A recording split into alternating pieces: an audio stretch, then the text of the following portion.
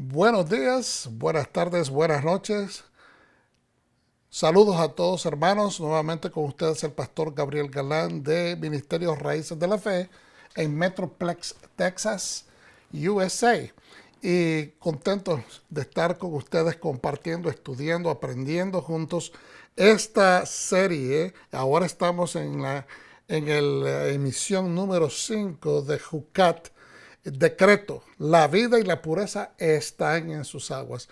Y estamos hablando del punto de vista que las aguas de conocimiento, aguas de caos, aguas de prueba, aguas de purificación, aguas de bendición, aguas del entendimiento. Todos estos conceptos, ¿verdad?, que están incluidos en todo este estudio. Y me da mucho gusto que nosotros pues nos demos a la tarea de aprender. No lo sabemos todos ni pretendemos decir esta aseveración de ninguna manera. Estamos aprendiendo, apenas, como digo yo, rascando la superficie del conocimiento en esto que es la palabra de nuestro Padre Eterno, y simplemente agradecidos que ustedes nos permitan hacerlo juntos. Por favor, denos un like, haga un comentario positivo. Siempre les recomiendo lo mismo. No deje de apoyarnos en la forma que usted pueda. Es de antemano, le agradecemos cualquier apoyo que usted nos pueda dar, y al mismo tiempo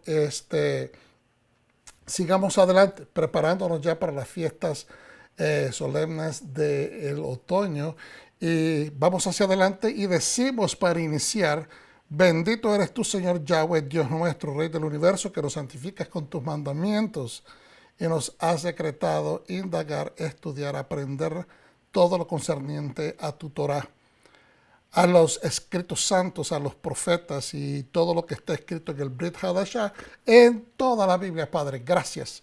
Bendito tu nombre. En el nombre de Yeshua pedimos que nos ayudes ahora a entender los conceptos que vamos a compartir.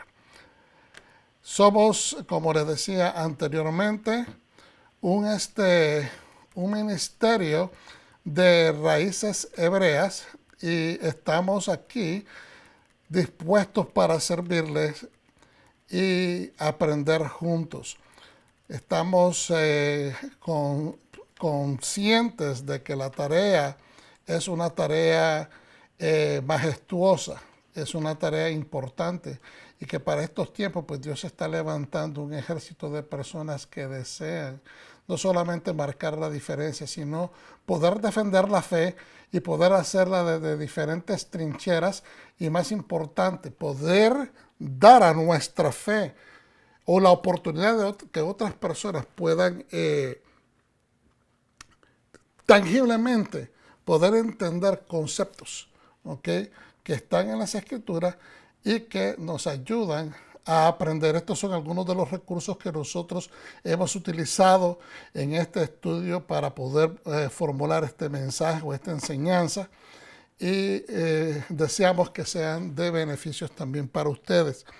Pueden tomarle retroceder el video y hacerle un snapshot, y así usted puede conseguir algunos de estos recursos. Vamos inmediatamente a Números 19, verso 9. Y decimos: y un hombre limpio recogerá las cenizas de la vaca.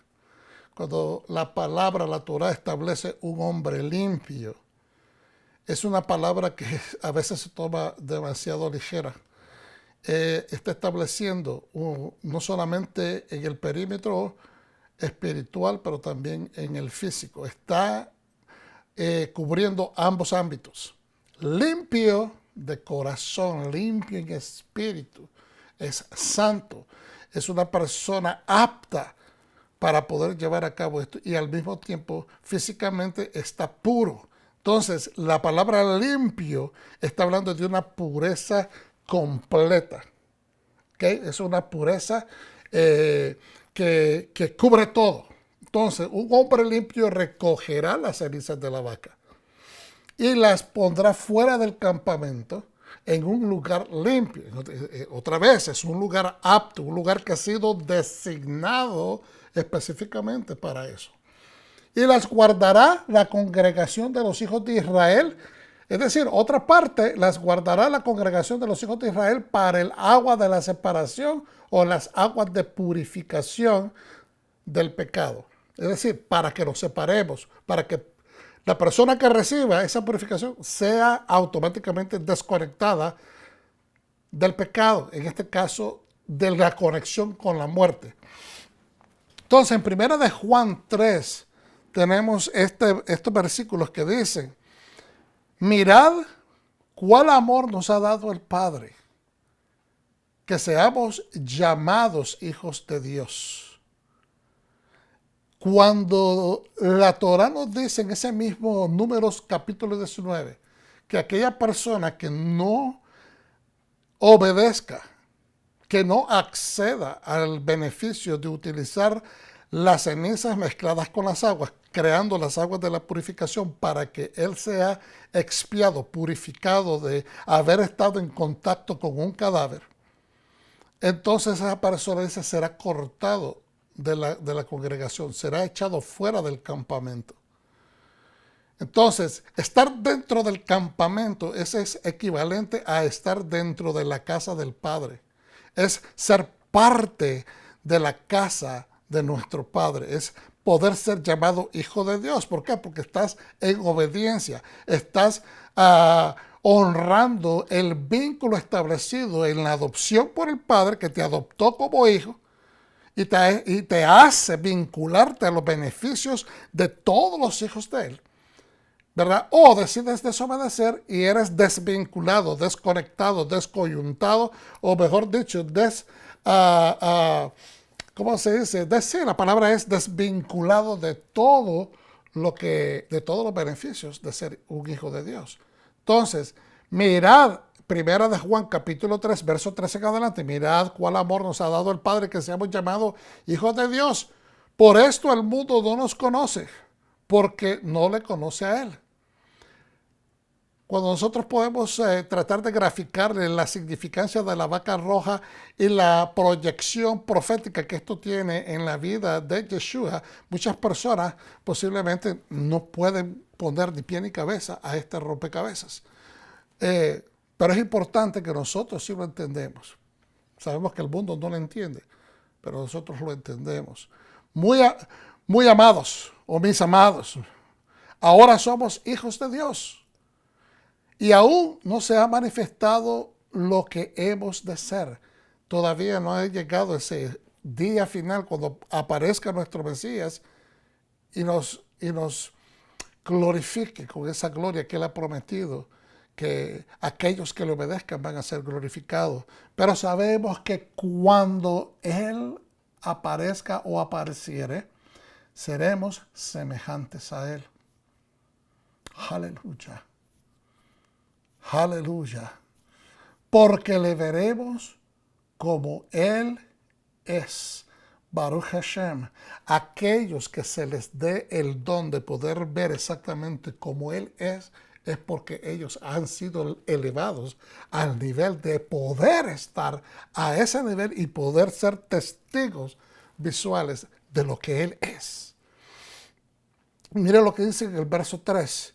Y cualquiera que tiene esta esperanza en Él, cualquiera que tiene la fe en Él, ¿quién es Él? El Mesías, que vino y cumplió esa misión, esa misión dura de ser la vaca roja para la expiación de nuestros pecados, el Cordero de Dios para hacer la expiación de nuestros pecados, pero también la vaca roja para expiarnos de la muerte, para desconectarnos de todas las cosas de la muerte, que nos conectaban al pecado que nos causa muerte. Y cualquiera que tiene esta esperanza en Él se purifica. Baruch Hashem. Se purifica porque Él es el agua purificadora.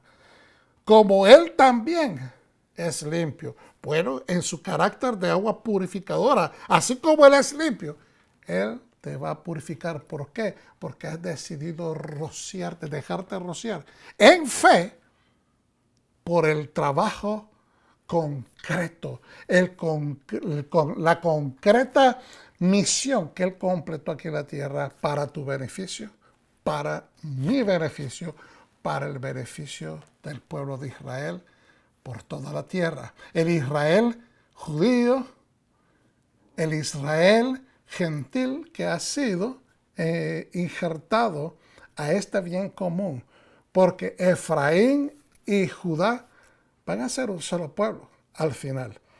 Bendito sea el Eterno, Baruch Hashem. Entonces, durante la época del segundo templo, hermanos, continuamos con la enseñanza. En la siguiente diapositiva, el sumo sacerdote realizó la ceremonia en la cima del monte de los olivos, que ofrecía una vista a la entrada al edificio del templo. Vamos a estar repitiendo ciertos conceptos y amplificándolos también. La sangre es el ingrediente esencial de las cenizas de la vaca roja. Es la sangre de un hatat. Hatat, una ofrenda purificadora, que es el detergente ritual por excelencia, dicen los rabinos, los maestros judíos, y que eliminará la impureza de los contaminados por el contacto con los cadáveres. Así, toda la sangre de la vaca roja, excepto las pocas gotas rociadas por el sacerdote, se quema en el fuego.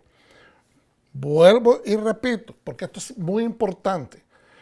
Es la sangre de un hatat, de un sacrificio por la falta, ¿okay? Que no necesariamente todo el tiempo se debe de traducir como pecado, ¿okay? Es la sangre de un hatat, una ofrenda purificadora. Esa es una de las traducciones exactas, es una ofrenda para purificación, que es el detergente ritual por excelencia y que eliminará la impureza de los que se han contaminado por haberse contactado con cadáveres. Así, toda la sangre, y esto es, explico, cadáver de persona, no de un animal, ¿ok? La persona usualmente que tenía contacto con un cadáver animal podía hacerse una limpieza, ¿verdad? Limpiar sus ropas, limpiar su cuerpo con agua y después al anochecer quedaba ya limpio. ¿Okay? Pero estamos hablando del contacto con un ser humano, o sea, un humano que ha muerto. Así toda la sangre de la vaca roja, excepto las pocas gotas rociadas por el sacerdote, se quema en el fuego. De hecho, según los rabinos, después de la aspersión séptuple o la séptima aspersión, ¿verdad? El sumo sacerdote se secaba las manos en el cadáver de la vaca, es decir, en la piel externa, ¿verdad?, de la vaca, para asegurarse de que no se desperdiciara una sola gota de sangre. En referencia a quien debía de ejercer la quema de la vaca roja, hay muchas opiniones. ¿Quién era el que hacía esto? ¿Era el sumo sacerdote o no era el sumo sacerdote?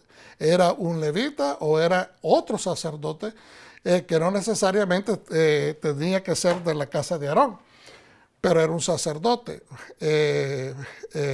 Me explico, para decirlo correctamente, ¿okay? Los hijos de la casa de Aarón son los que tienen el derecho a ser sacerdotes, pero no todos los sacerdotes eran elegidos sumos sacerdotes. Creo que quiero ser explícito. Y los levitas, aunque la casa de Aarón es levita, pues no todos los levitas eran o tenían la capacidad de ser sacerdotes porque tenían que ser de la casa de Aarón. Entonces, hay muchas opiniones. ¿Quién era quien podía o no podía efectuar el sacrificio de la vaca roja? Algunos sabios sugieren que solo debe ser los sacerdotes levitas. Otros dicen que ser levita y ser supervisado es suficiente. Es decir, que no necesariamente tiene que ser un sacerdote. Unos dicen, tiene que ser sacerdote levita. Otros dicen que puede ser simplemente levita y no sacerdote. Algunos sabios dicen que este sacrificio y quema no necesariamente debe de ser hecho por un sacerdote y dan ejemplos de ver Levíticos 4:12, Levíticos 21, Levíticos 9:11 y Levíticos 16:27. La parte más esencial es que el sumo sacerdote La parte más esencial del rito del sacrificio de la vaca roja es que el sumo sacerdote o el sumo sacerdote en función diputada. Por ejemplo, si hay un sumo sacerdote que todavía está vivo, ¿verdad? Pero ya está anciano y posiblemente por cuestiones de su, digamos, su debilidad, todavía él no puede quitarse el título de sumo sacerdote, aunque ya esté viejito. Tiene que esperar al momento de morir para que esa posición sea inmediatamente delegada a su hijo mayor o a la persona que ya se ha estipulado, alguno de sus hijos, que va a ser el siguiente sumo sacerdote. Entonces, esto es importante entenderlo, ¿ok? Porque hay delegación. A veces porque el sumo sacerdote ya estaba anciano, se le hacía diputaba o se le diputaba la autoridad a la persona que iba a tomar esa posición inmediatamente una vez que muera esa persona. Entonces ya esa persona podía ejercer las funciones autorizadas por el sumo sacerdote.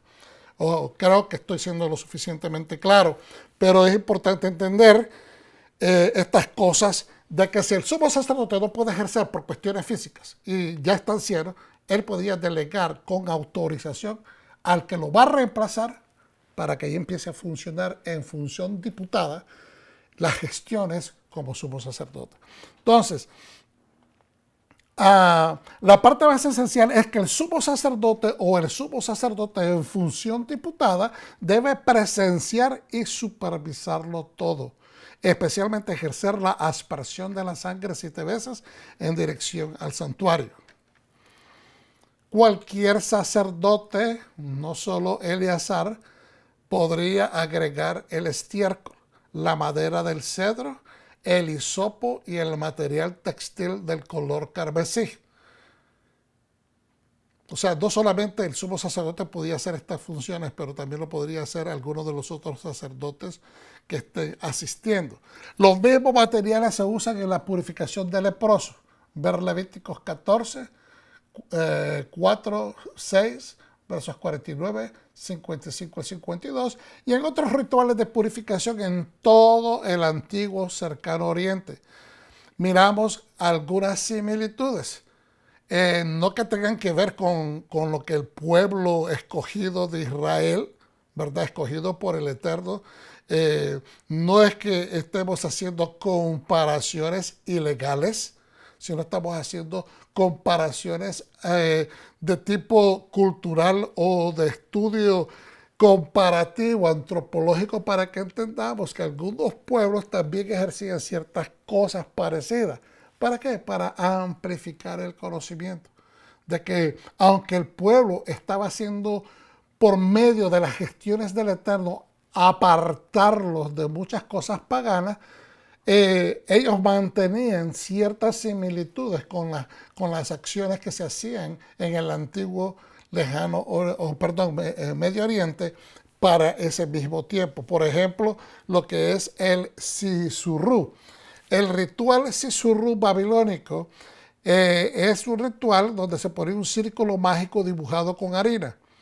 Inscrito decía Sisurá, antiguo medio mesopotámico que significa limitar, purificar y proteger del mal al encerrar un espacio ritual en un círculo de harina.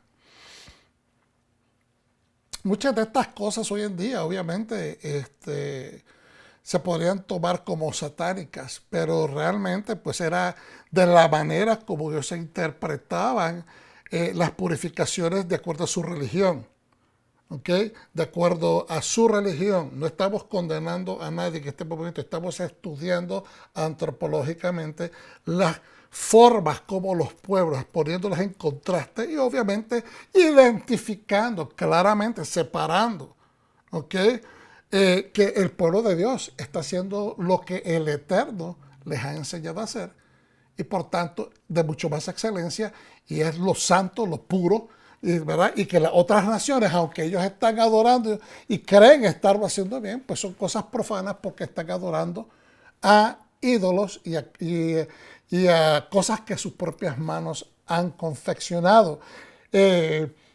Digamos, actitudes y conductas en sus dioses que han sido pensadas por los mismos seres humanos que han inventado las leyendas y los ritos, etc. Vuelvo y repito, ritual Sisurú babilónico tendía a hacer eso, a pensar que se podía limitar, ¿verdad? Cualquier tipo de cosas que venían en contra de la persona, purificaba también su espacio, protegía del mal, al encerrar en un espacio ritual creado por un círculo de arena.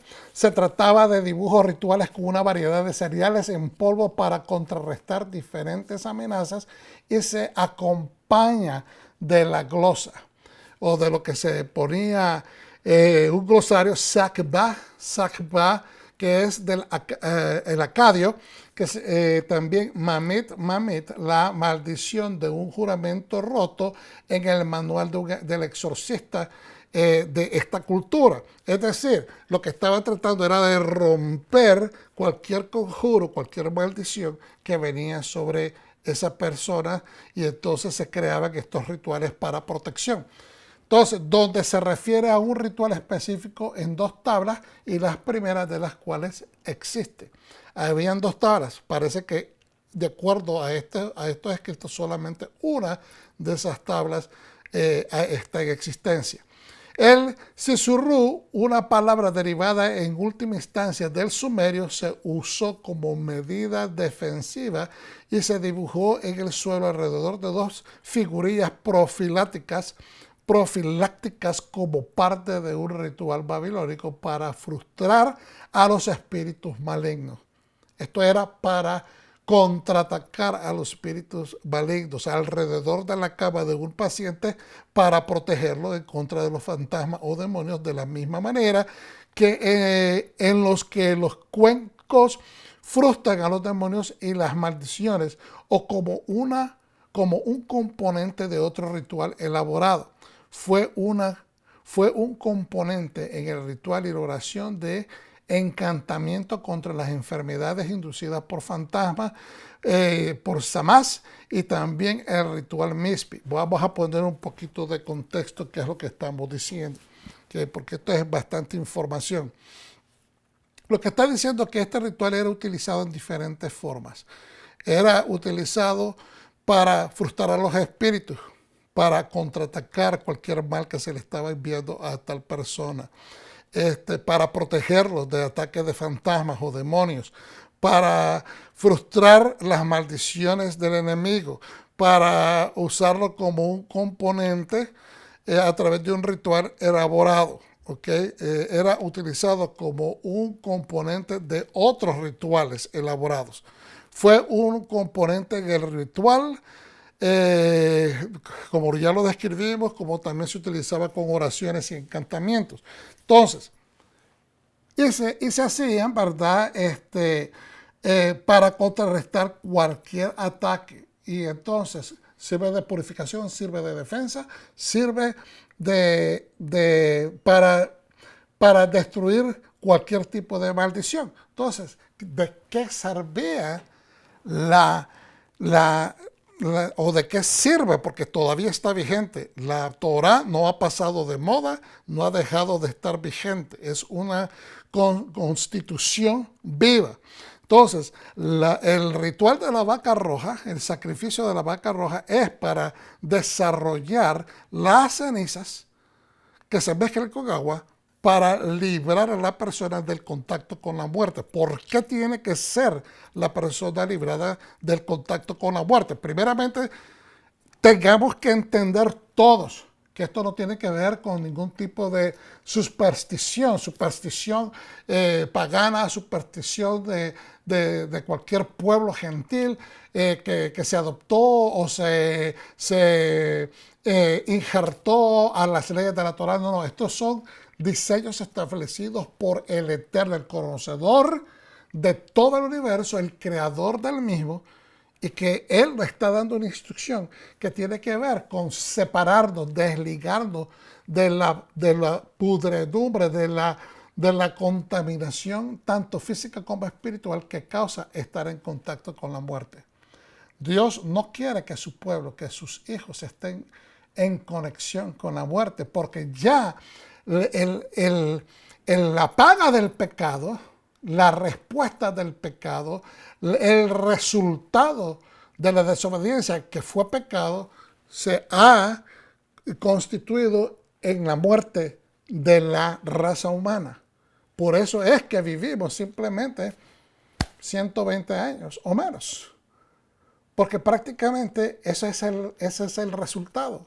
Entonces Dios no quiere que continuemos. Entre más conexión tengamos con la muerte, tiene que haber una especie de catalítico que nosotros no logramos ver en el espíritu, pero que apresura que una persona que esté con constante conexión con la muerte, pues está propenso a poder morir más pronto y poder contaminarse, poder contaminar a otros.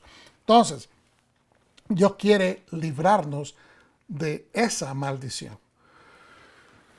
No sé si están viendo el contraste y también la comparación, pero aquí la evidencia más empírica y más poderosa es que Dios, el creador de los cielos y la tierra, es el que está dando la prescripción.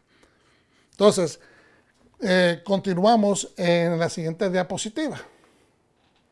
Bendito el Eterno.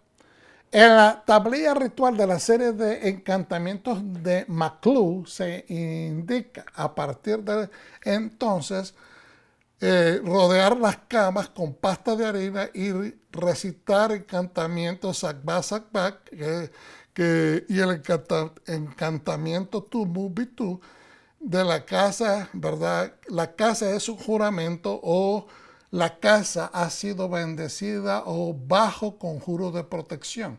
Eso nos da un indicativo de que las fórmulas que nosotros utilizamos hoy en día, en una comparación o un estudio, si podemos decirlo de esta manera, contextualizando, nosotros utilizamos Padre, protege nuestra casa, protege nuestras propiedades si nos vamos de vacaciones, si vamos a salir fuera de la ciudad. Y te pedimos que pongas ángeles alrededor de nuestro hogar, protégelo por favor, y te lo pedimos en el nombre de nuestro Mesías Yeshua, tu Hijo amado. Esa es una oración sencilla, pero estamos poniendo un campo de protección, si lo podemos utilizar de esa manera, sabiendo que somos hijos del Padre y que el Padre, todo lo que pidamos al Padre en el nombre de nuestro Mesías Yeshua, Él nos va a otorgar esa petición de acuerdo a las palabras de Yeshua, el mismo Yeshua. Entonces, estos son prácticamente a manera de comparación, ver cómo el mundo interpretaba el mundo, su cosmos en la antigüedad. Ocurre en un naburi que se realiza cuando se prepara para cavar un nuevo pozo y se adjunta a la tablilla 17 de la serie Suma Alu. Estas son las tablillas de arcillas encontradas como evidencia histórica, ¿verdad? De lo que estamos hablando. Los estudiosos nos han facilitado entender estas cosas después de muchos años de estudio. Se incorpora a los rituales Cateldrum, donde el círculo de harina rodea al toro cuya piel formará la piel del tambor. Para hacer la piel del tambor se tenía que bendecir, por decirlo de esta manera, al mismo toro que está siendo sacrificado para que eventualmente este hide, ¿cómo se dice? Este cuero pase después a ser la piel del tambor. El inicio, ¿verdad? En Sakba Sakbat también aparece en la tablilla ritual del Musú, el ritual del Cateldrum de Mesopotamia, al cubrir el tambor de la tetera, el toro, cuya piel se convertiría en la piel del tambor, fue rociado con bálsamo, aceite de cedro, quemado con madera de cedro y enterrado en una tela roja. Dado que el cedro es erez, era poco, es decir, la palabra cedro se dice en hebreo erez, era poco común fuera del Líbano. Algunos Tanaim, algunos eruditos judíos, ¿verdad? Y modernos creen que se refiere al árbol de Chipre. ¿Ves? Porque realmente el cedro del Líbano no crecía en todas partes. Esta era una área específica. Entonces dicen ellos que posiblemente este árbol que se le denomina Erez también puede ser que se refiera al árbol de Chipre. El hisopo, se le llama esod en hebreo, se identifica con Majorana syriaca, una planta aromática muy extendida por toda la tierra de Israel. Su superficie vellosa en sus hojas retiene líquido y por lo tanto es ideal para rociar. Entonces ahí ustedes pueden ver fotografías de los árboles que estamos y de las ramas que estamos hablando. El hisopo, volviendo al caso de la vaca roja y volviendo al hisopo que está presente en algunos de los otros rituales, inclusive en la crucifixión, es este que usted está viendo, la tercera fotografía en la parte inferior es a la que se está refiriendo. Entonces, el Líbano es el árbol que usted mira en la parte superior y el Chipre es el que está en la parte inferior, que también se le llama de cierta manera cedro costal, creo que algunas personas lo denominan. Entonces, vamos a ver acá, hermanos. Sé de que a veces es un poco raro escuchar estas enseñanzas, pero nos amplifican el entendimiento sobre cultura y nos acerca a entender un mundo que nosotros de otra manera estamos completamente extranjeros a él. Entonces lo que queremos con esta, yo sé que estoy repitiendo esto constantemente, lo que queremos, porque esto me ha costado a mí el proceso. Tratar de llegar a entender ha sido un proceso largo en poder conceptualizar todas estas cosas como una necesidad. Y poco a poco pues he llegado a ver la riqueza y las oportunidades que presentan, poder estudiar las escrituras, entendiendo o tratando de entender el mundo de donde nuestro pueblo amado se está desarrollando en la antigüedad. Porque somos parte de ese pueblo. Usted ya no se puede ver como un extranjero, nacido en los años 1900 tanto, y algunos de ustedes en los años 2000, ¿verdad? Algunos de ustedes pueden ser jóvenes como de 18, 21 años, etcétera, o tal vez 16, que han empezado a estudiar la palabra. Pero lo importante que tenemos que entender es que no podemos hacer la justicia de las escrituras si simplemente queremos justificarlas o juzgarlas o entenderlas a través de el microscopio de una generación en el año 2021, donde tenemos conceptos completamente que han cambiado. Entonces es importante leer las escrituras dentro de un contexto que nos acerque a la realidad que ellos estaban viviendo. Ahora, seguimos con la siguiente diapositiva. En el estudio entonces de cómo se teñían las telas,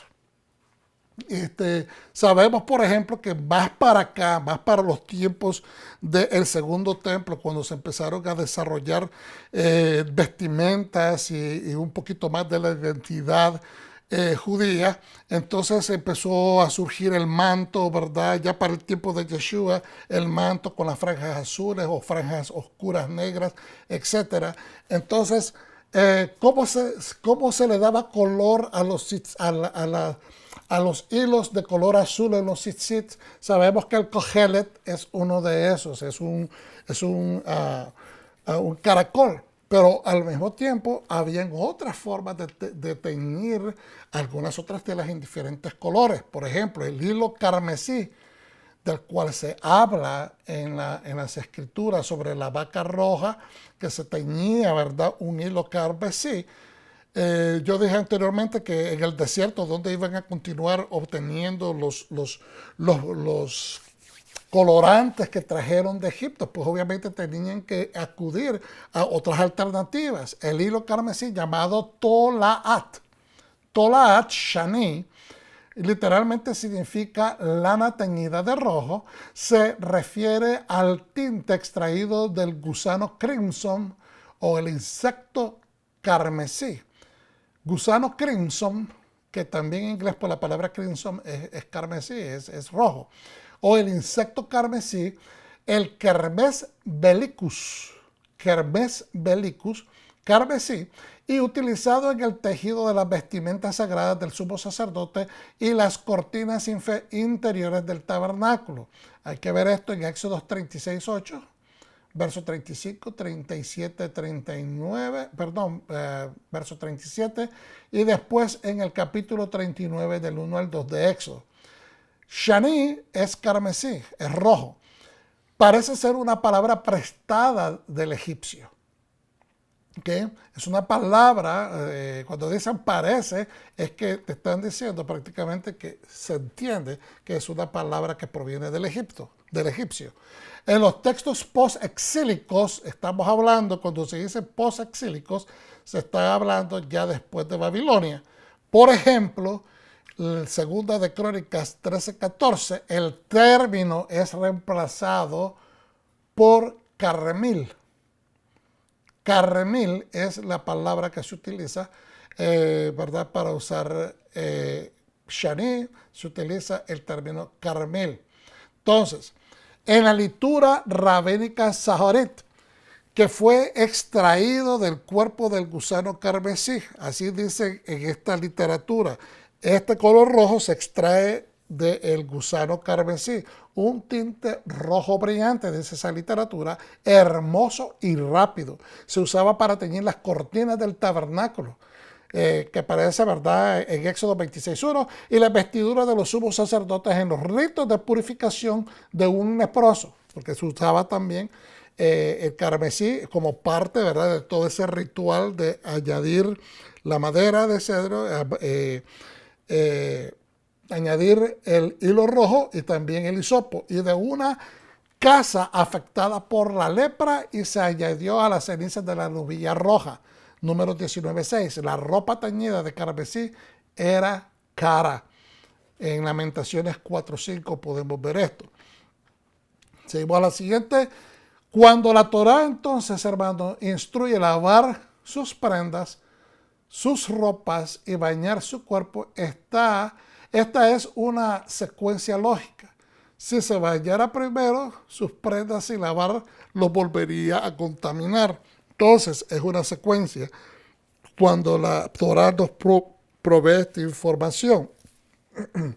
Así que todo lo que manipula el holocausto Hatá o el holocausto de purificación será inmundo hasta el anochecer. Quien manipule un Hatá, un sacrificio de purificación o un sacrificio quemado, puede entrar en el campamento tan pronto como se haya lavado y bañado, ¿verdad? Levíticos 16, 26 a 28.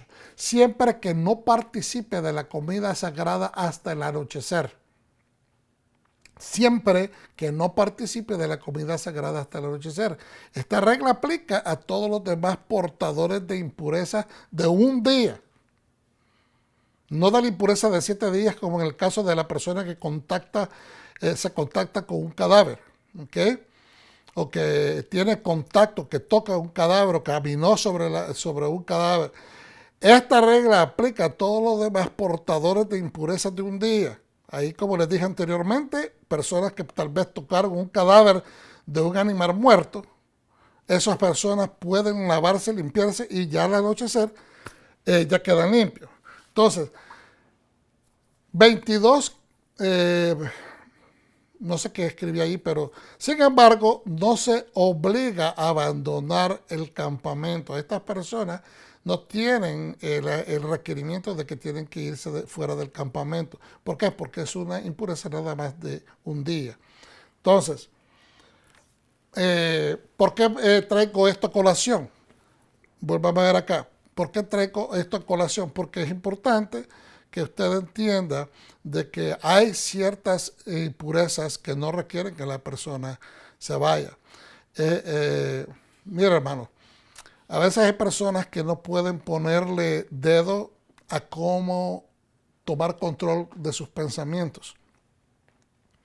Y eso se toma una disciplina. A veces surgen pensamientos normales. La mente es una maquinaria que constantemente está elaborando pensamientos. Entonces, en un momento, el pensamiento puede venir y lo identifica inmediatamente, es algo negativo. Pues usted contrasta diciendo, usted inyecta una palabra, ¿verdad? Un versículo bíblico que le ayuda a fortalecer su fe y a negar y a expiar o a limpiar su pensamiento y establecer en el nombre de Yeshua que usted desecha este tipo de pensamientos, porque eso no es la actitud de un hijo de Dios. Y usted empieza a purificar sus pensamientos de esa manera, como injertando la palabra del Eterno en sus pensamientos, para, para sacar fuera los pensamientos. Pues de esta misma manera, es una impureza, un pensamiento impuro es una impureza, por lo tanto usted utiliza la palabra, como dijo Yeshua, las palabras que yo os he hablado son espíritu y son vida, son espíritu porque es la Torah y son vida porque te traen a la vida. Entonces usted la reemplaza y está echando fuera, está protegiendo, está estableciendo el perímetro de defensa de su mente. Entonces, no sé por qué muchas personas dicen que no puedo, es que están repitiendo muy a menudo, no puedo. Pero si todo lo podemos en Yeshua, que nos fortalece, entonces lo que tenemos que hacer es lo que nos indica la instrucción. Romanos 5, 12, 21 dice lo siguiente, empezando del 12. Por tanto, como el pecado entró en el mundo por un hombre, y por el pecado entró la muerte, ¿verdad? Ahí eso en paréntesis, y por el pecado la muerte. Y por el pecado ¿verdad? Entró la muerte porque la muerte es el resultado del pecado. Así la muerte pasó a todos los hombres, a todos los seres humanos, por cuanto todos pecaron. Pues antes de la ley, antes que la ley apareciera, antes que se estableciera la ley de Dios, se le entregara al pueblo judío, al pueblo hebreo en el Sinaí, había pecado ya en el mundo. Pero donde no hay ley, no se inculpa de pecado. Todo el mundo está pecando, pero no hay una ley que impida el pecado, entonces pues todo es normal. Se la di, así es la vida. Pero es la ley la que cuando se establece dice esto es pecado, esto es pecado, esto es pecado, empieza a diferenciar lo que es permitido y lo que no es permisible. ¿Ok? No obstante, reinó la muerte desde Adán hasta Moisés. Fíjense bien este versículo, porque no sé si algún día usted le había puesto atención. No obstante, reinó la muerte a puertas abiertas, desde que Adán pecó hasta Moisés. La muerte no tenía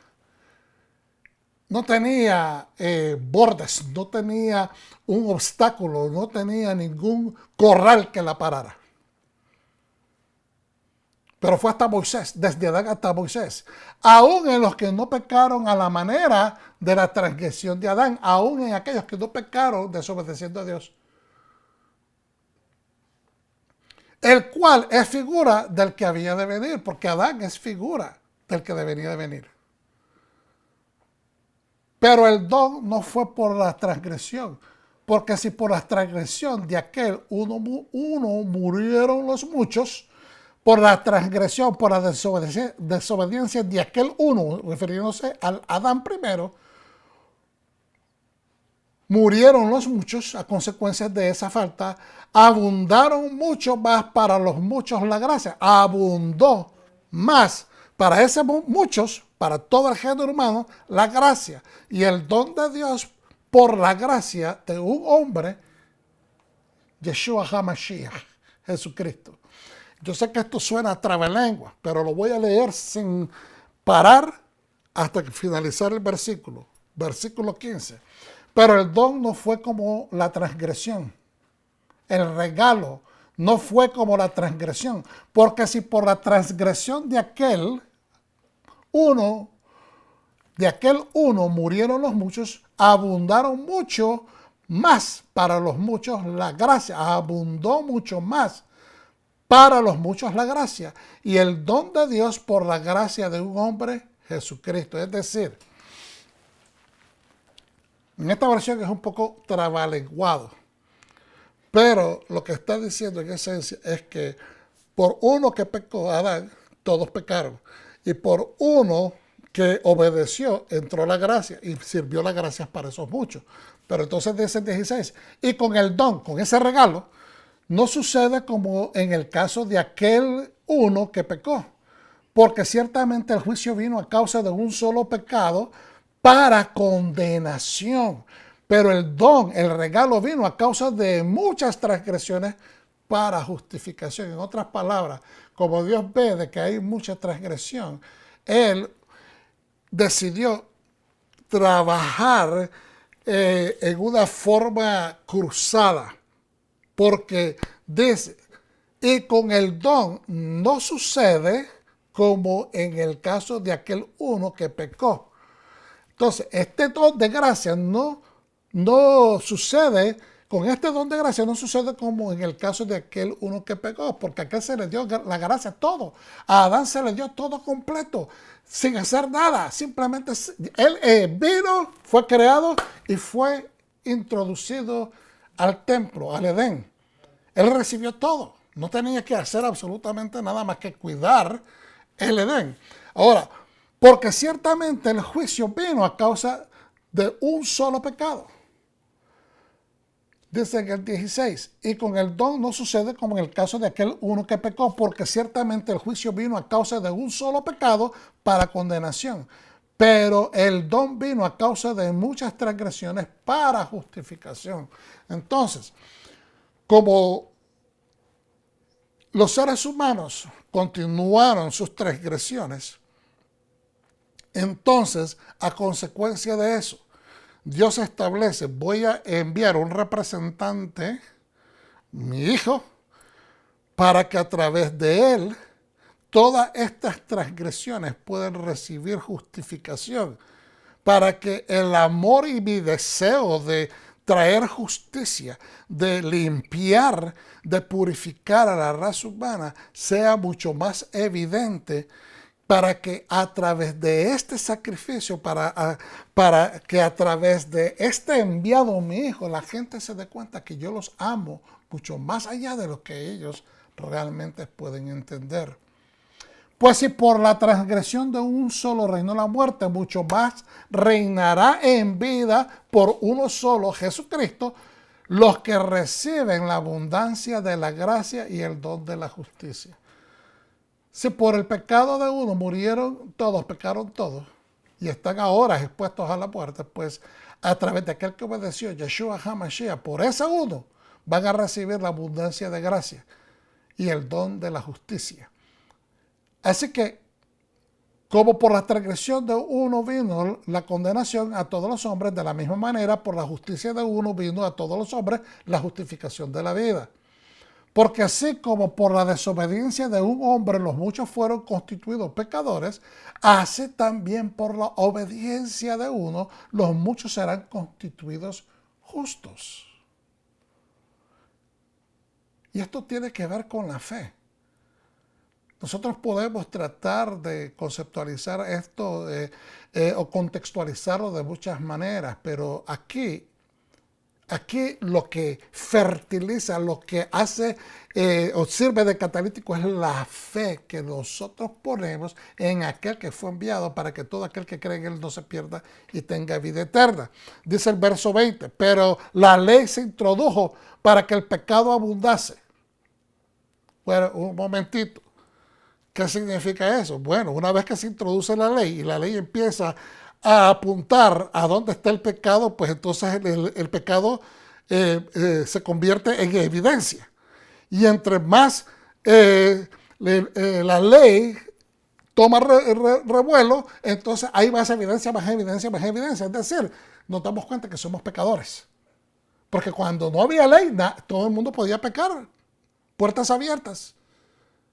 Pero ahora la ley empieza a apuntar empieza a marcar, empieza a decir, esto está mal, esto está mal, esto está mal. Entonces abunda el pecado. Entonces ahora de repente, no es que antes abundaba menos y ahora abunda más. Es que siempre han habido pecados, pero el hombre no lo identificaba porque no había una ley que dijera qué cosa era pecado y qué cosa no era pecado. Entonces, cuando el pecado abundó, sobreabundó la gracia. Entonces aquí hay una aclaración, para que así como el pecado reinó por la muerte, para muerte, así también la gracia reine por la justicia, para vida eterna mediante Jesucristo, Señor nuestro. Entonces después dice Pablo, entonces vamos a continuar pecando más para que abunde la gracia. De ninguna manera, eso no es así. ¿Ve? Entonces, aquí explicamos un poco, tratando de conectar lo que decíamos antes con lo que acabamos de compartir. En esta explicación, hermanos, me vuelvo a ver acá un segundito. A veces es difícil poner y conectar la forma como Rab Shaul, el apóstol Pablo, se expresaba. A veces es tan trabajada la manera como él se expresa, de que es bien envuelta, de que pues a veces tiende a confundir y es razonable a veces caer en esa trampa, pero no es a propósito que se hace. Creo de que el hombre es un erudito profundo y es importante que nosotros entendamos algunas cosas que tienen que ver con el templo y algunas cosas que tienen que ver con los rituales para poder poner contextualización o contexto a lo que él está diciendo. Entonces, en explicación, cuando la Torá dice cualquier ser humano, literalmente se refiere al cuerpo de una persona. Cuando se está refiriendo el contacto con un muerto, se refiere al cuerpo de una persona. Según Yevamot 61a, esto incluye a los no israelitas, pero incluye los cadáveres de animales que solo transmiten impureza de un día. ¿Okay? Es lo que explicaba antes. Cuando se refiere a las impurezas que ahora necesitas y requieres que las cenizas de la vaca roja se mezclen con agua para que te hagan exparción, es porque tuviste contacto con muerte. Pero cuando se refiere de contactos con cadáveres de animales, ve que solamente transmiten impurezas que tienen que ver con un solo día, no necesariamente. Queda claro que hay una semana de purificación para los portadores de impurezas severas. Por ejemplo, las madres que acaban de dar a luz, como está en Levíticos 12.2, el leproso, Levíticos 14.9, y el gonorreico, o la persona que tiene emisiones seminales de tipo infecciosas. Sin embargo, o mejor dicho, que están en Levíticos 15.13 y el verso 28. Sin embargo, requieren una ofrenda hatat, una ofrenda de purificación en el octavo día. Esto está en Levíticos 14.10, 21.23, Levíticos 15.14.15, 28 y 29. O incluso más tarde para la nueva madre, ¿verdad? En Levíticos 12 del 6 a 8, mientras que el individuo contaminado con el cadáver es esparcido con las cenizas del hatat durante la semana de purificación en el tercer y en el séptimo día. En este caso, cuando dice las esparcido con las cenizas del hatat, se está específicamente refiriendo a las cenizas de la vaca roja, porque también es parte, ese sacrificio, las cenizas de la vaca roja, es parte de una ofrenda quemada que es para purificación.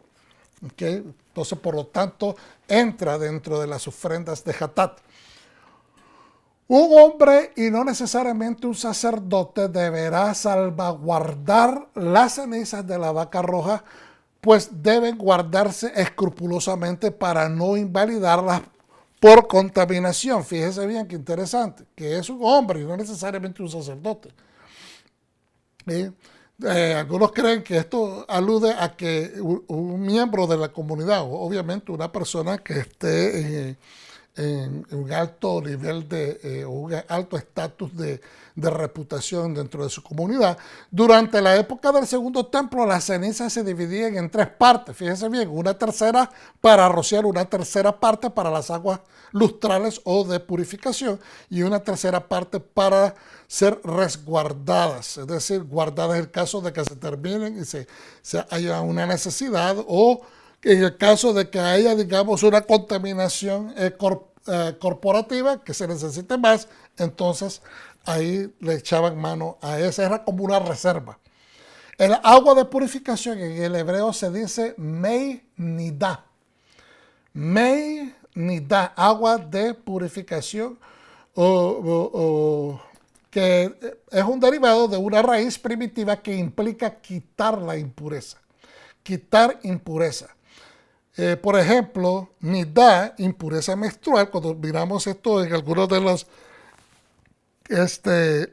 leyes de purificación, especialmente para la mujer que ha estado en su periodo menstrual, ¿verdad? Se usa nida, que es una impureza menstrual, en Levítico 18-19, y análogo a jité, quiere quitar el pecado, que por eso es la raíz es het. Jité, quitar el pecado, de la raíz het. Así el profeta declara: en este día se abrirá una fuente a la casa de David a los habitantes de Jerusalén para purificación, lejatat, para purificación, y purificación lenidá. Esto está en Zacarías 13:1. En el hebreo, hatat-hi es para limpiar. En el hebreo, hatat-hi es para limpiar. Es una ofrenda de purificación. El antecedente de esa, leído en su forma femenina, es técnicamente refiriéndose a la vaca, pero claramente eso, escrito en forma masculina, se refiere a efer, que es la ceniza. Efer, que son las cenizas, que contienen el detergente ritual, la sangre que limpia, expía la falta del pecado, es decir, es un hatat. Qué interesante que estas cosas que estamos aprendiendo, usted puede devolver el video y volverlas a repetir, pero es muy importante ver todas estas terminologías de cómo se aplican tanto las palabras en el contexto del ritual en sí, porque cuando se refiere, como dice el antecedente esa, leído en su forma femenina, técnicamente es la vaca, pero cuando se declara eso en su forma masculina, se refiere a las cenizas de la vaca y es en forma masculina, que es efer o éfer, que contiene el detergente ritual. Y esta palabra, hermanos, esta palabra o este concepto de detergente ritual es muy utilizado en la literatura rabínica, lo cual, cuando dice detergente, estamos hablando de un jabón. Estamos a algo que tiene el poder de limpiar, purificar, dejar un buen olor. Ok, vuelvo a ver acá, un segundito. La gravedad de la contaminación de un cadáver a veces no se toma. Yo sé que abordé este tema anteriormente en una de las emisiones anteriores, pero yo quiero que entendamos, hermanos, que aunque nosotros tengamos conceptos diferentes hoy día, hay algo espiritual que nosotros no estamos viendo y que Dios puede ver, que Dios nos anticipa. Entonces, la gravedad de la contaminación del cadáver es única en otros aspectos, mientras que las otras impurezas graves, por ejemplo, la lepra, la gonorrea, provienen de la persona contaminada.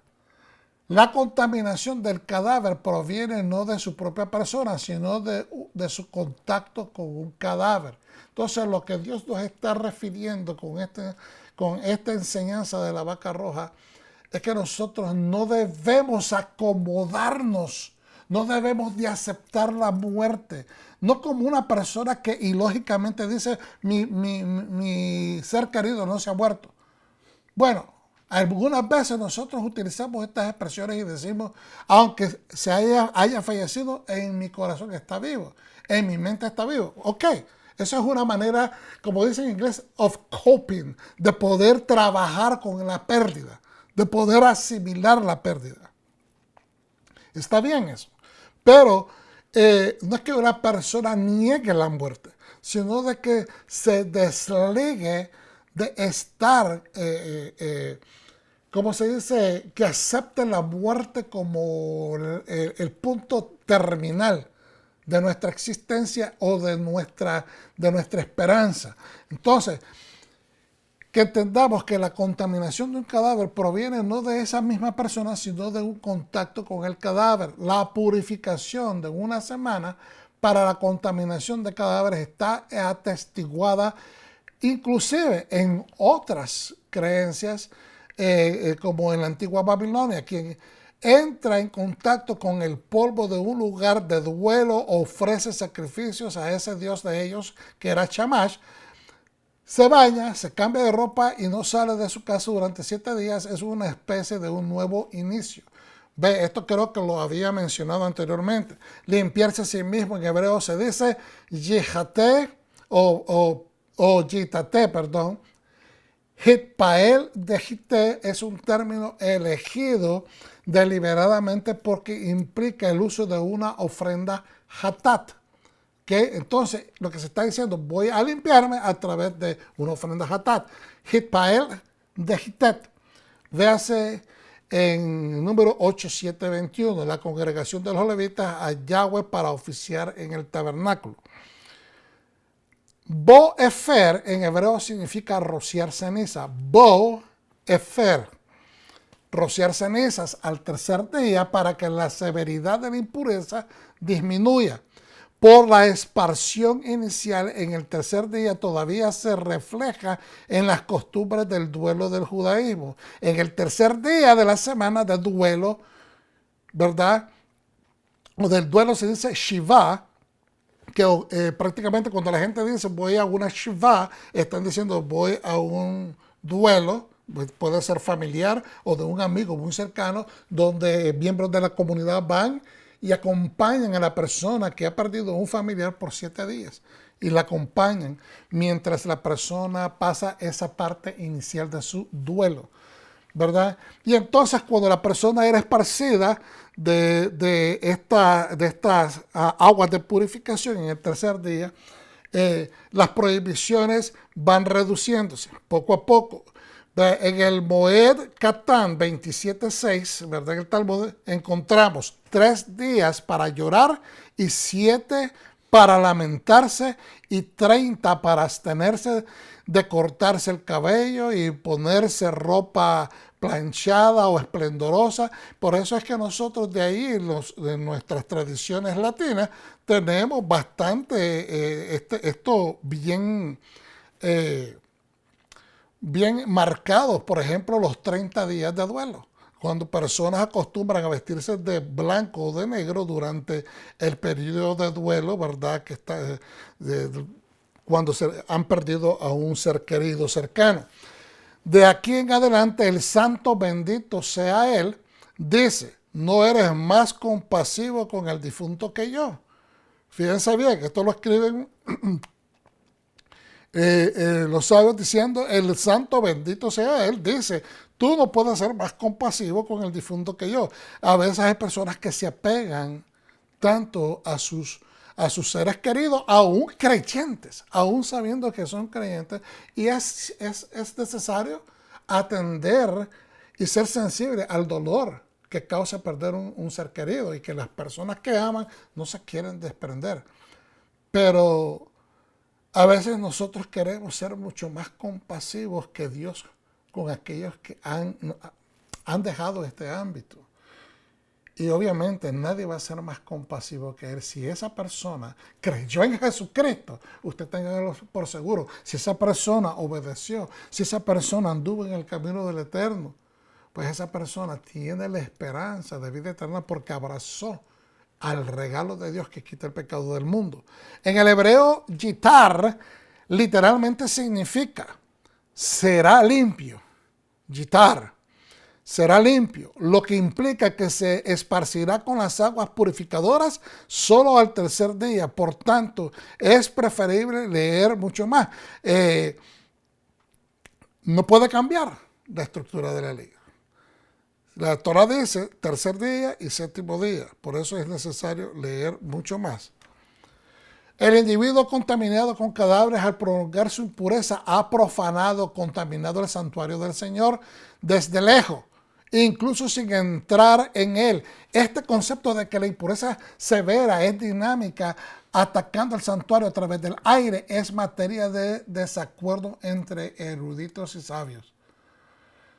Yo lo voy a decir, a veces nosotros queremos profundizar tanto en el entendimiento de lo que se nos prescribe en la Torah, que a veces pecamos tratando de poner conceptualizaciones humanas.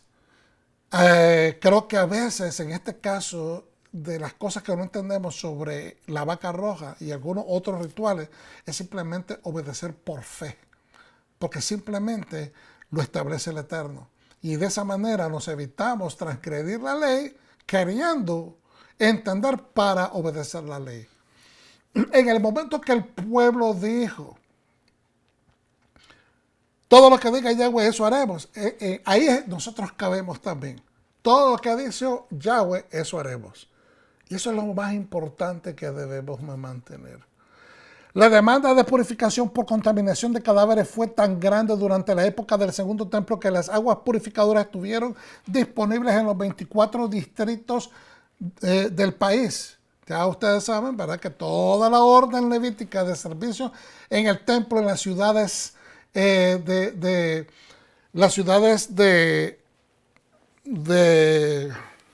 Dios mío, se me fue ahora el término, no de purificación, sino las ciudades de refugio, gracias, bendito sea el Eterno. Todas estas órdenes se distribuyen en 24 distritos alrededor de todo el país de Israel. Incluso después de la destrucción del templo, estas aguas todavía estaban disponibles en Judea, Galilea, Transjordania y Ezion Geber, en Asia, en el sur. Si hay negligencia deliberada, la persona implicada recibe la pena de caret. Si hay una persona, ¿cuál es el caret? Ya dijimos nosotros que es una disciplina divina. ¿Okay? Dios dice fuera del campamento y punto. Si hay negligencia deliberada, entonces la persona es digna de recibir caret. Si es accidental, trae una ofrenda de purificación.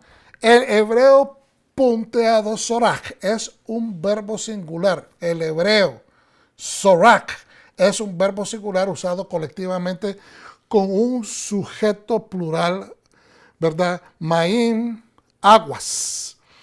Este uso excepcional está atestiguado en otros lugares, por ejemplo, en el número 24:7, purificación por rociado. Cuando se entra a una tienda, casa y hay un muerto, se aplica el principio de ma'ahil, voladizo, es decir, esparción voladiza, se lanza. ¿Okay? La impureza también exudada por el cuerpo, por así decirlo, está atrapada por el techo y no puede elevarse. Por lo tanto, cada persona y objeto debajo del techo está contaminado. Otro ejemplo de la noción original de que la impureza era una sustancia física dinámica exudada, es decir, que hay una excreción de parte del cuerpo, ¿okay?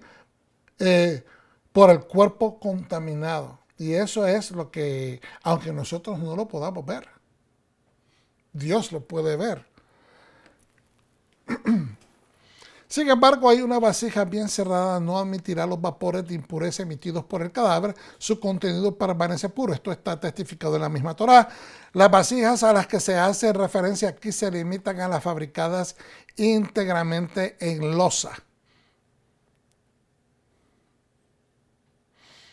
que vamos a adelantar en referencia a esto, y creo que esto es bien claro. La Torá especifica de que si algo está abierto, alguna olla de comida está abierta, automáticamente está impuro. Si está tapada, no es impura el contenido.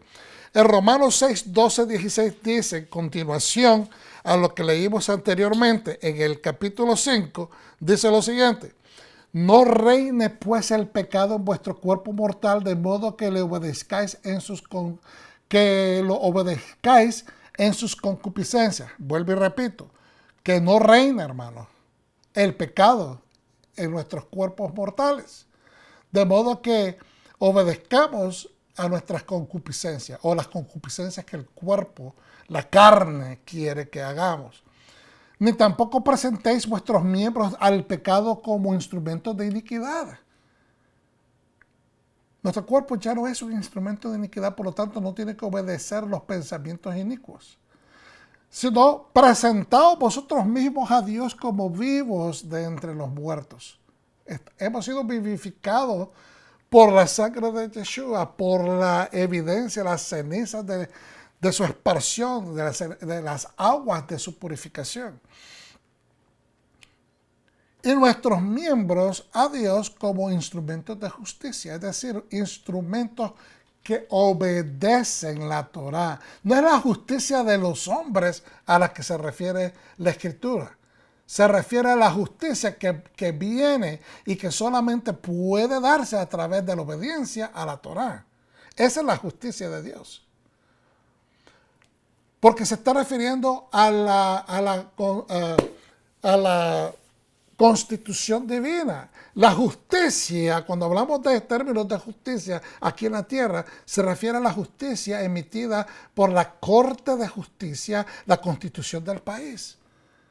Cuando nosotros en el reino de Dios estamos hablando de justicia, no nos referimos a la justicia de los hombres, a las leyes de los seres humanos, estamos refiriéndonos a la Torá, a aquellos que obedecemos la Torá. Porque el pecado no se enseñoreará de vosotros.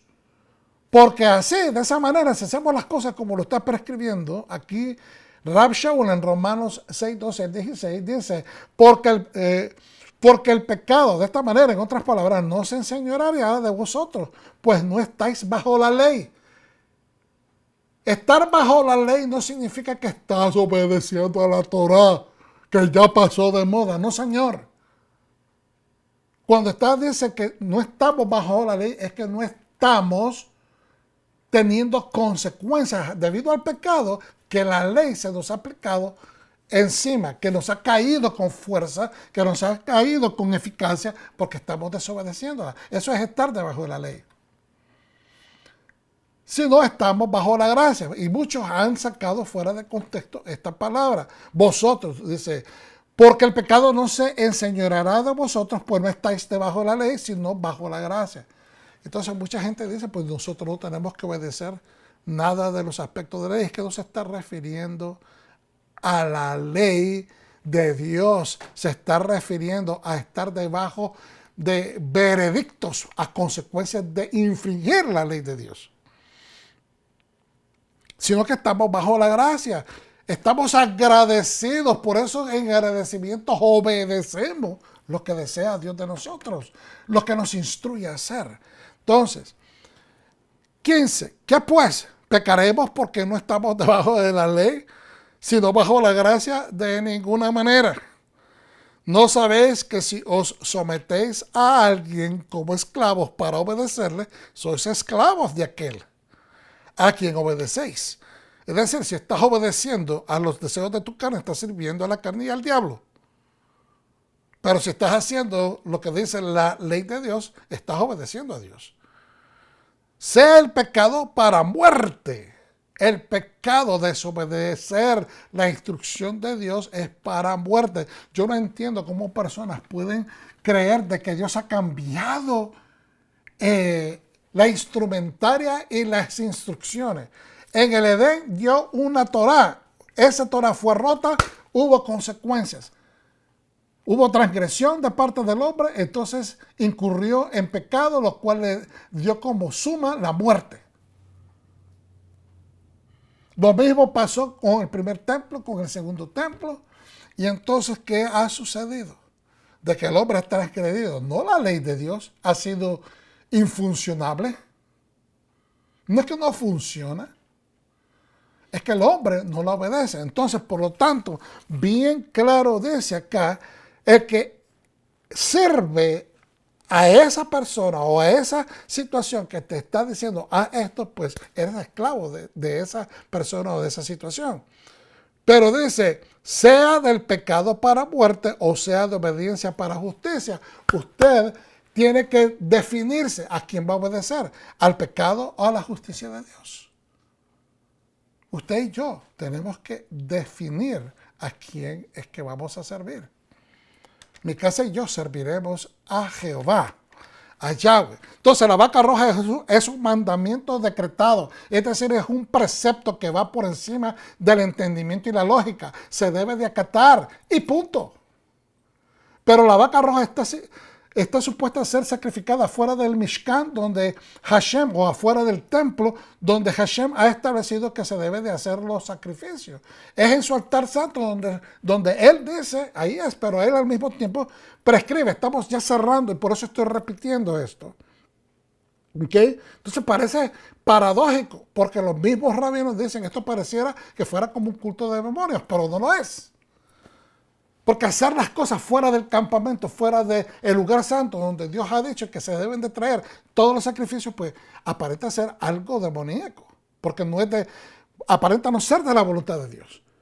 Entonces, es más, Adonai en Deuteronomio, antes que el pueblo entre a conquistar la tierra de Canaán, les anticipa que una vez conquistada, se establezcan en la tierra, ya nadie podrá matar o sacrificar animales como le plazca, sino que todos tendrán que venir donde Yahweh decida invocar y establecer su nombre. Allí, en ese santuario, tendrán todos que venir, ¿verdad? El Dios de Israel establece que todo altar en los montes de cultos paganos tiene que ser erradicado y solo al santuario de Yahweh será reverenciado. Vamos a ver. Deuteronomios 12. 1. Aquí están las leyes y reglamentos que debes observar y obedecer en la tierra de Adonai, el Dios de tus antepasados te ha dado, el Dios de tus antepasados te ha dado para que la poseas mientras vivas en la tierra.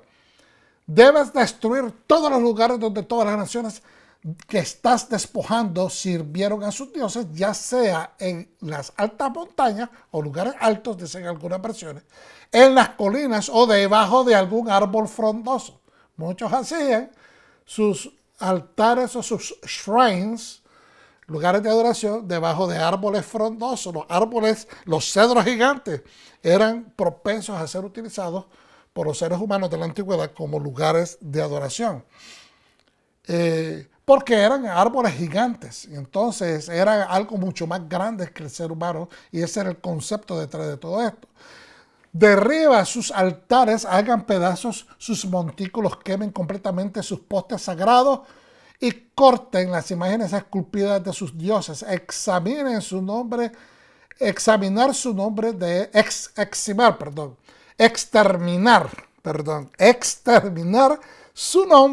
ese lugar, de esos dioses. Se está refiriendo de los dioses que ellos tenían. Pero no debes tratar así a Adonai, tu Dios. En otras palabras, no adores a Adonai donde estos adoraban. No adores a Adonai de la manera como ellos adoraban a sus dioses. Más bien debes llegar al lugar, al altar, al santuario donde Adonai, tu Dios, pondrá su nombre. Él lo elegirá entre todas sus tribus y buscarás ese lugar que es donde Él vivirá y allí irás. Llevarás allí tus holocaustos, tus sacrificios, los diezmos para que apartases para Adonai, las ofrendas que dieras, las ofrendas que hiciste, tus ofrendas voluntarias y el primogénito de tu ganado y oveja.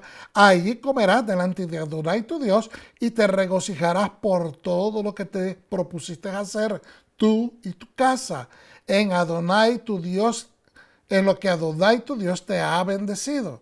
No harás las cosas como lo hacemos hoy aquí, donde cada uno hace lo que es a su juicio le parece correcto, porque aún no has llegado al descanso y la herencia de Adonai tu Dios, que tu Dios te da. Es decir, mientras tanto estemos en el desierto, todavía pueden hacer algunas otras cosas ustedes, pero una vez que lleguemos, ya no va a ser de esa manera. Entonces, continuamos y vamos a saltar de segunda vez que cruces el Jordán, después saltamos al verso 11, entonces llevarás ahí todos los que te ordeno al lugar que Adonai tu Dios elija para que viva su nombre, sus holocaustos, sacrificios, etc. Verso 13, tengan cuidado de no ofrecer sus holocaustos en cualquier lugar que vean, sino hágalo en el lugar que Adonai elija en uno de sus territorios tribales. Ahí es donde deben ofrecer sus holocaustos y hacer todo lo que te ordeno. Mientras llegan a ese lugar, mientras lleguemos a la tierra y reciben la herencia, entonces donde Adonai te diga en estas localidades tribales, en algunos lugares, entonces donde Dios te diga, ahí vas a poder llevar también estos sacrificios. Pero una vez que llegues a la herencia, a la Tierra Santa, ahí vas a hacerlo donde Él invoque su nombre. Entonces, verso 16, pero no comas la sangre, derrámalo sobre la tierra como agua. Vamos a ver el 15 para entrar en contexto. Sin embargo, puedes matar y comer carne donde quiera que vivas y cuando quieras, de acuerdo con el grado en que Adonai tu Dios te ha bendecido. El inmundo y el limpio puede comer, es decir, la persona que está inmunda y el limpio podrá comerlo, como si fuera gacela o ciervo. Pero no comas la sangre, derrámalo sobre la tierra como agua. ¿Okay? No comerás en tu propiedad la 10ª parte de tu grano, es decir, no consumas del diezmo que has apartado para Dios, el diezmo del vino nuevo, del aceite de oliva que apartaste para Adonai, o el primogénito de tu ganado u oveja, eso no se puede consumir, o cualquier ofrenda que hayas hecho a tu voluntaria ofrenda o la ofrenda de tu mano. Hay ciertas restricciones, como digo. Ahora, verso 19, mientras vivas en su propiedad, tengan cuidado de no abandonar al levita. No te olvides de ayudar al levita, no te olvides al que procura enseñarte la palabra, el que trabaja para el Eterno. ¿Ok? Luego saltamos al 22. Cómelo como si fuera una gacela o un ciervo. La persona inmunda y limpio puede comerlo por igual. Solo ten cuidado de no comer la sangre porque la sangre es la vida y no debes comer la vida con la carne. No lo comas sino que lo derrames en el suelo como si fuera agua. Lo vuelve y lo repite. Todo, verso 25, no lo comas para que las cosas te vayan bien a ti y a tus hijos después de ti, ya que haces lo que Adonai considera correcto. Hay mucha gente que todavía hoy en día siguen comiendo morongas o estas cosas que se hacen con la sangre, inclusive de puerco, y lo mezclan con arroz y otras especies, y borsellas, y estas cosas pues son abominables. Primeramente que es de un animal impuro y luego están comiendo sangre cocinada. Es algo bastante pagano y completamente fuera de la voluntad del Eterno. Verso 26, o mejor dicho, volviendo al 25, dice, ya que haces lo que Adonai considera correcto. No lo hagas porque te lo dice el pastor Gabriel. No lo hagas porque te lo dice un maestro. No lo hagas porque lo dice un reverendo. Hazlo porque la palabra de Dios lo está estableciendo y es Adonai quien lo considera correcto, que tú obedezcas la instrucción que te está dando. Ahora, solo las cosas reservadas para Dios que tengas y los votos que hayas prometido hacer debes tomar e ir al lugar que Adonai elija. Ahí ofrecerás tus holocaustos, la carne y la sangre sobre el altar de Adonai tu Dios. La sangre de tus sacrificios será derramada sobre el altar de Dios, Adonai tu Dios, y comerás la carne. Obedece y presta atención a todo lo que te mando que hagas para que las cosas te vayan bien a ti y a tus descendientes después de ti para siempre, mientras haces lo que Adonai considera bueno y recto. Entonces, ¿por qué estoy leyendo todo este capítulo? Prácticamente, hermanos, de Deuteronomio 12, porque es importante que entendamos que cuando de repente Dios le habla a Moisés y le dice, ¿sabes qué? La vaca roja va a ser sacrificada afuera del campamento. Pues el lugar, en este momento, el lugar tribal, en medio de todas las tribus de Israel, está el Mishkan. Por lo tanto, en este momento, esto sale como una idea diferente de lo que se ha establecido. Pero Dios tiene un plan, y el plan es establecernos la puerta. Fíjense bien, aquí está incrustado en todo este concepto de la vaca roja. Sale por la puerta, es dedicada en el tabernáculo, pero sale por la puerta fuera del tabernáculo. Es dedicada adentro. Es la vaca roja escogida para el sacrificio de la vaca roja. Sale por la puerta del este hacia afuera del campamento, pero tienen que alinearse en dirección hacia esa misma puerta cuando van a sacrificarla. Entonces, el altar que se tiene que construir donde va a ser sacrificada tiene que estar directamente dirigido hacia la puerta por donde salió. Es decir, tiene un proceso de salida y también un proceso de reentrada, porque esas cenizas van a ser utilizadas en los procedimientos de purificación. Entonces ahora entendemos de que Yeshua dice, yo soy el camino, la verdad y la vida. Nadie va al Padre si no es por mí. Después veremos que es referido como yo soy la puerta, ¿verdad? Y que Él entra también por la puerta y que todo aquel que entra por detrás es un salteador, ¿verdad? Es alguien que viene a hacerle daño a las ovejas. Entonces, aquí tenemos un juego de conceptos que deben de hacernos pensar. También tenemos la parábola sobre la invitación del padre que manda a las invitaciones a la gente importante del pueblo para que vengan a celebrar con su hijo su boda. Y nadie obedece, nadie le pone atención, hay un rechazo.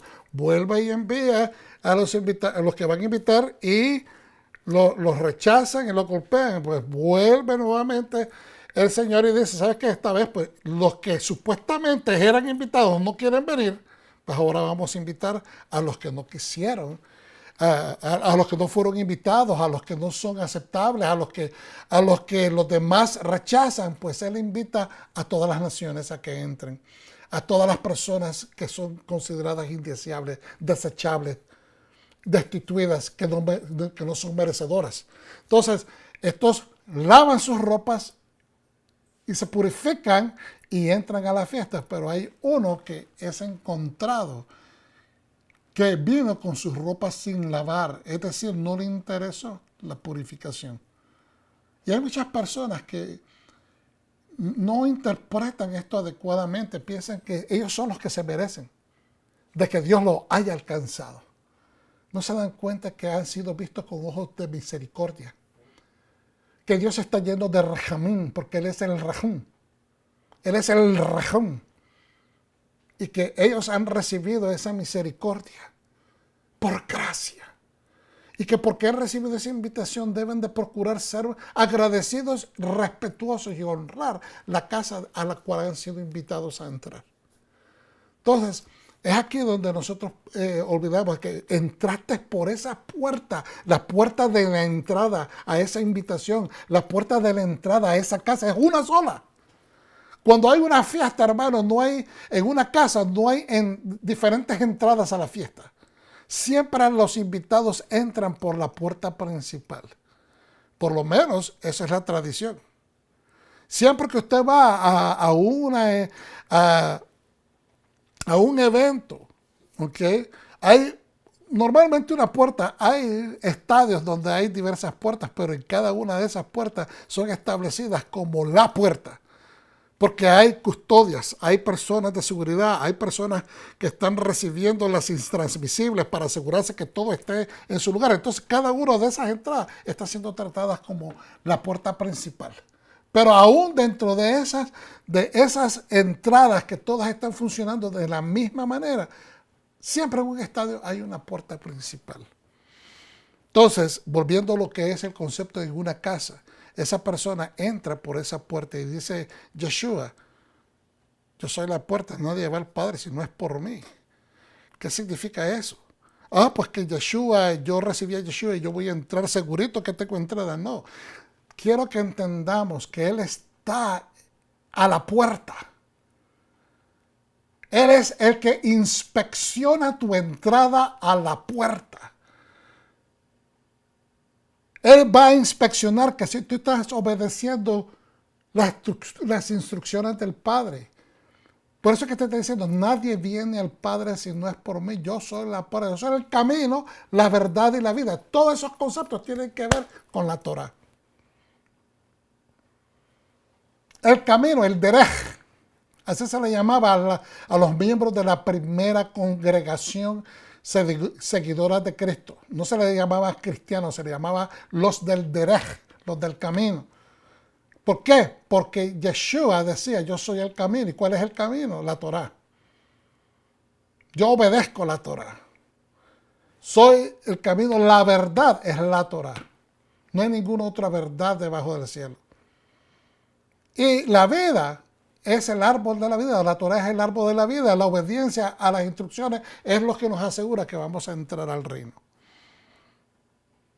A través de Yeshua, siguiendo el ejemplo, bautizándonos voluntariamente y jurando en el nombre de Yeshua, permitiendo que seamos limpios por medio de su sangre de todo pecado y también limpios, purificados a través de sus aguas. Entonces, es importante que entendamos que Él es la puerta de inspección. Entonces, acá tenemos la puerta de inspección que se dice mifkad, y eso es la palabra Strong 4662, en el hebreo mifkad, perdón, y eso está por mem, kof, kaf y dalet. Entonces, mifkad dice, significa una reunión, nombramiento, lugar designado, donde se reúnen las personas, donde se cita una persona, donde un lugar designado, un número asignado. Se dice en griego, se utiliza a ver si puedo pronunciar esta palabra, apokorizo, ¿ok? Y prácticamente, si vemos hacia abajo, en esta diapositiva, dice definiciones en el antiguo hebreo de esta palabra. Dice supervisión, el papel de supervisor, el que vigila o vigilar, dirigir, ordenar, gobernar, castigar, revisar y contar a los que están a su cargo con el propósito de producir el trabajo o de hacer el trabajo, inspeccionar de cerca, cuenta de supervisión de números, tropas, retén, fuerte, velador. Entonces, ¿qué significa? Que Él es el que está a la puerta, Él es la puerta de inspección. Juan 10:9, yo soy la puerta, el que por mí entrare será salvo, y entrará y saldrá y hallará pastos. Bendito sea el Eterno. Juan 14:6 dice, Jesús les dijo, yo soy el camino y la verdad y la vida, nadie viene al Padre si no es por mí. Baruch Hashem. Roma, una vez que decretó juicio, y el veredicto era la crucifixión, refiriéndonos a la situación de Yeshua, ¿verdad? El condenado era sometido a golpes y burlas y llevado a la crucifixión.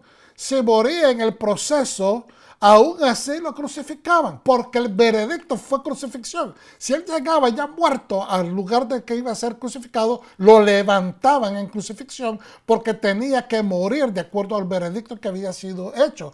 El soldado que se desobedecía, ¿verdad? El veredicto que había sido emitido, se estaba exponiendo a que su propia vida fuera quitada. Es decir, llegara vivo, llegara muerto, el enjuiciado tenía que ser crucificado. Por eso, viendo que Yeshua estaba débil ya, obligaron a otra persona que le ayudara a cargar la cruz, que este fue Simón Cirineo, para que llevara la cruz del Mesías, para que pasara vivo por la puerta de inspección del cruce del templo a ese puente que hemos estudiado anteriormente en otra emisión, que era el puente que conectaba desde el templo hasta el otro lado del valle del Cedrón o el Kidrón, ¿verdad? Y conectaba con el lugar en el Olivot, el Monte de los Olivos, donde se sacrificaba la vaca roja. Es decir, no podían pasar a un muerto por ese sendero, por ese puente, porque eso descalificaría el templo por una semana. ¿Ok? Porque no podía tocar. El objetivo de haber construido ese camino, ese pasadizo o ese puente era para evitar que los sacerdotes, llevando la vaca roja y el chivo expiatorio, que también se sacrificaba afuera, no tocaran los cadáveres o las tumbas de cadáveres, tantos antiguos como en ese tiempo, que se estaban sepultando abajo. Entonces, por eso es que fue construido, para evitar la contaminación, porque la sangre de la vaca roja, o las cenizas, mejor dicho, de la vaca roja, tenían que mantenerse completamente puras y fuera de cualquier impureza. Entonces, por eso es que Yeshua, cuando se dan cuenta de que él está bien débil, no quieren de que él se muera en el camino, porque entonces no van a poder pasar esa puerta de inspección. Entonces ahora, ningún animal muerto podía pasar por ahí. Eso es importante entenderlo. Ningún ser humano muerto podía pasar por ahí, porque era el camino prácticamente que aseguraba de que la vaca roja nos restituyera la purificación de las personas. Entonces, decíamos que otra persona, en este caso Simón Cirineo, que llevara a la cruz del Mesías para que pasara vivo por la puerta de la inspección del cruce desde el templo hasta el altar de la vaca roja en el Monte de los Olivos. Siguiente diapositiva. Entonces, ¿por qué esta aparente contradicción de parte de Hashem, de parte de Dios? Por un lado, prohíbe que se hagan sacrificios fuera de la jurisdicción de la santidad del altar del santuario, pero por otro lado ordena que se haga un altar fuera frente al tabernáculo y se sacrifique un animal que está ofrecido para que quite la impureza del pueblo. De igual manera, en tiempos del primer y el segundo templo, la vaca roja era sacrificada fuera del santuario y en el Monte de los Olivos. Número 18, 1, 2 dice: entonces el Señor dijo a Aarón: tú y tus hijos y tu casa paterna contigo llevaréis la culpa en relación con el santuario, y tú y tus hijos contigo llevaréis la culpa en relación con vuestro sacerdocio. Mas también a tus hermanos, la tribu de Leví, la tribu de tu padre, haz que se acerquen para que se junten contigo y te sirvan, mientras que tú y tus hijos contigo estéis delante de la tienda del testimonio. Entonces, esto lo que nos da es que todo lo que se hace, las ofrendas, todas las expiaciones y el efecto o el no efecto, la calificación de una ofrenda o la descalificación de una, es responsabilidad del sacerdocio. Por eso es que esto es importante, que el sacerdocio cuidaba todo lo que tiene que ver con el Eterno, porque eso caía sobre la cabeza de ellos. Y es por eso que las cosas del Eterno en el servicio, en tu sinagoga, en tu iglesia, en tu templo, tienen que ser de esa manera. Procurar la santidad en las cosas de Dios. Deuteronomio 12:1-5, como ya lo miramos anteriormente, aquí están las leyes y reglamentos que deben observar y obedecer en la tierra que Adonai, el Dios de tus antepasados, te ha dado para que la poseas mientras vivas en la tierra. Debes de destruir todos los lugares que las naciones utilizan para adoración. Y después, para evitar, ¿verdad?, por cuestión de tiempo, no lo voy a volver a repetir. Y en el verso 5 dice: más bien, debes llegar al lugar, el altar, el santuario, donde Adonai tu Dios pondrá su nombre. Él lo elegirá entre todas las tribus, buscar ese lugar que es donde él vivirá, y allí irás. Es allí. Entonces, es una aparente contradicción. Es decir, el sacerdote tomará la culpa en lugar del expiado. Por eso, con la vaca roja se intercambia el lugar, ¿verdad?, del sacerdote. El sumo sacerdote, es por orden de Dios que tiene que presenciar el sacrificio. Tiene que asegurarse, inspeccionar como a manera de la puerta, que se inspecciona, que se asegura que nada muerto pase, que nada impuro pase. De la misma manera, Yeshua es la puerta de inspección, que todo aquel que pase por la puerta, sea un invitado, sea uno que huela a Mesías, sea uno que huela a Torah, sea uno que ha caminado en las transiciones de la vida.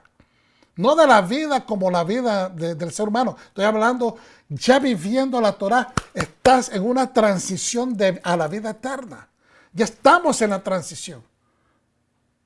Entonces, el sumo sacerdote intercambia lugares. Por eso es que él esparce, está haciendo la aspersión, pero al mismo tiempo él queda impuro, porque está intercambiando el lugar con el pecador, con el de la falta, con el que tiene la transgresión o tiene la impureza debido a que se ha contaminado con la muerte.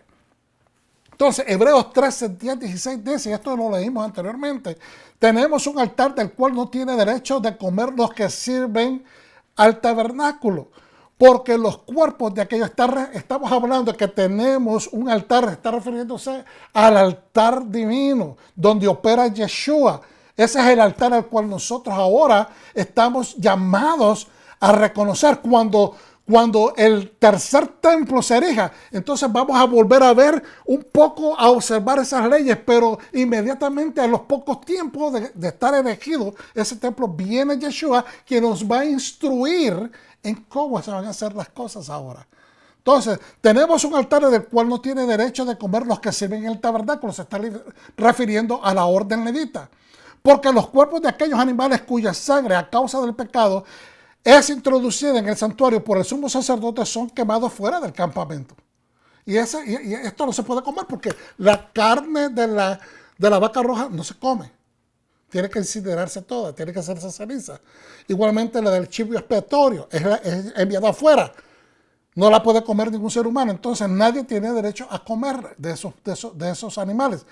Verso 12, por lo cual también Yeshua, para santificar al pueblo mediante su propia sangre, padeció fuera de la puerta.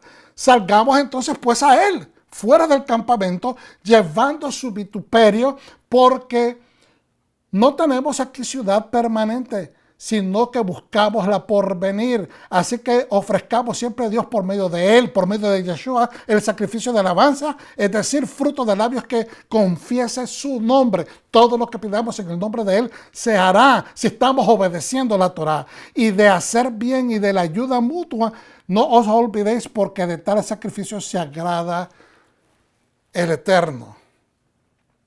Hermanos, hay mucho que decir, tengo corto tiempo, pero tenemos que entender de que Yeshua hizo un sacrificio. Es un sacrificio. En Mateo 27, 20 al 25 dice lo siguiente: pero los principales sacerdotes y los ancianos persuadieron a la multitud que pidiesen a Barrabás y que Yeshua fuese muerto. Y respondiendo el gobernador les dijo: ¿el cuál de los dos quiere que os suelte? Ellos dijeron: a Barrabás. Saltamos al 24. Viendo Pilato que nada adelantaba, sino que se hacía más alboroto, tomó agua y se lavó las manos delante del pueblo, diciendo: inocente soy yo de la sangre de este justo, allá vosotros. Y respondiendo todo el pueblo dijo: su sangre sea sobre nosotros y sobre nuestros hijos. Entonces consideremos, hermanos, que aquel que se va a seguir haciendo impuro, va a continuar haciendo impurezas. Aquel que se va a purificar, de acuerdo a Apocalipsis 22, 11, se va a continuar purificando. Mateo 19, 28, 30 dice: pero muchos primeros serán los últimos y los postreros serán los postreros. Los postreros serán los primeros. Los muchos primeros serán últimos y los últimos van a ser primeros. ¿Qué es lo que está diciendo? Yeshua, siendo primero, se hizo último. Y nosotros que estábamos últimos nos hizo primeros. Él intercambió posiciones y nos puso en su lugar. Así es que entendamos el sacrificio de la vaca roja. Hemos sido purificados. Apreciemos este lugar, bendigamos al Eterno, bendigamos a Yeshua nuestro Mesías, vivamos una vida espiritual en el Espíritu Santo. Y ahora te digo, hermano, me despido de ti. Espero que esto haya sido de edificación. Nos vemos en la próxima. Soy el pastor Gabriel Galán de Raíces de la Fe en Metroplex, Texas, y gracias por haberme permitido compartir todos estos elementos con ustedes. Shalom.